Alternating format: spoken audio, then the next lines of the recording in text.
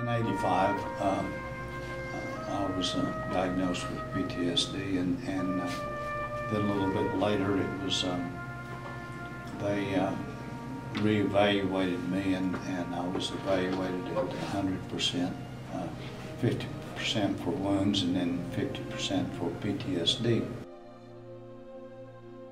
World War II, it was called battlefield fatigue. Before that, it was soldier's heart. And then before that, it was during the Civil War, it was called the 1,000-yard stare, which that's what they called it in Vietnam too. They began to call it that. When we first come back, the World War II veterans, and most people in the United States didn't consider us veterans of foreign war because Vietnam was not considered a war. And all of the veterans organizations said, you're not a veteran of foreign war, you're just barely a veteran, you know, and didn't want to have anything to do with us.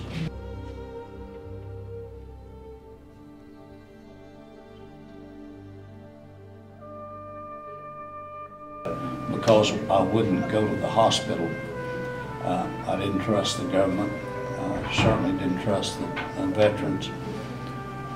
But I have changed my opinion a little about the veterans.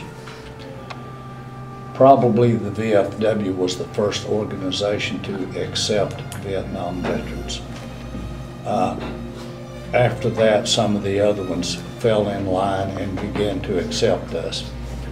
Some apologized as late as the 80s, and a couple of them, I think, have not ever apologized to the Vietnam veterans for the way they treated them when they came back. That's what we will not let happen to this new bunch of veterans.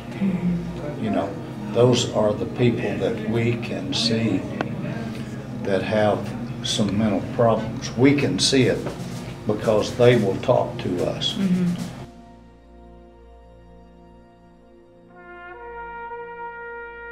I think the Vietnam veterans are mainly the ones who have helped to change the Veterans Hospital and Veterans Association and made it much, much better than what it was. It's probably going to get a lot better than what it is as far as we're concerned. And it will be because of us standing up to not letting anyone else be treated like we were.